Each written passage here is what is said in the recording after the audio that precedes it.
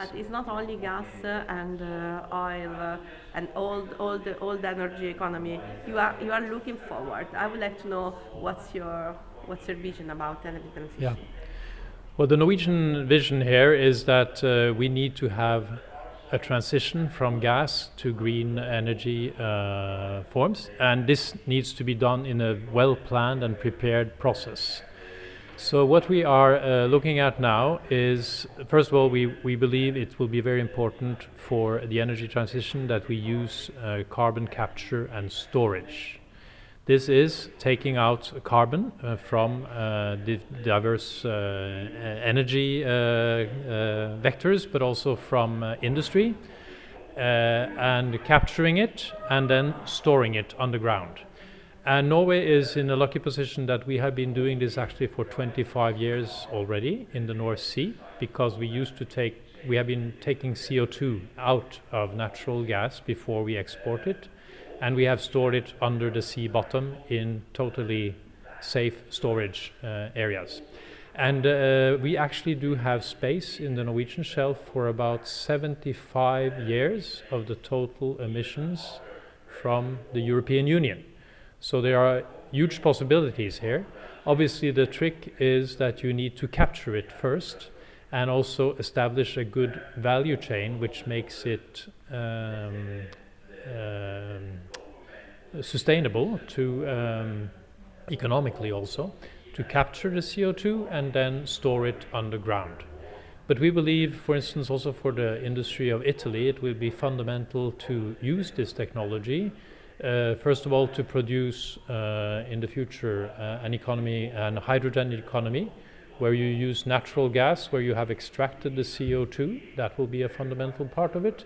But also there are many industrial processes that you cannot do without releasing CO2. And there it will be very important to find systems to capture this CO2. And I will particularly mention something very important here in Italy before the debate, the waste to energy plants. They emit a lot of CO2. This will need to be captured, and in Norway we are constructing a pilot project where this will be done. Also the cement industry, it's almost impossible to produce cement without releasing CO2. So there also you will need a strong system to capture the CO2 and store it underground. So this is sort of the vision we have. We are working closely with our partners around the North Sea basin, both on the issue of CCS, hydrogen, but also on offshore wind will be very important, because offshore wind will allow us to produce more electricity that can be used to produce so-called green hydrogen, where you don't need to use natural gas, that you take the carbon out of it, but you produce just pure green hydrogen. But it will take many years to develop this product, and we need a transition that goes from gas, blue hydrogen, and then to green hydrogen. But Norway is working also with Italian partners like Eni, outside of the UK, for instance, with one of Europe's biggest wind farms that will provide electricity to the UK and other countries around the North Sea basin. An interesting thing we see is that Italy wants to position itself as the hub of the Mediterranean.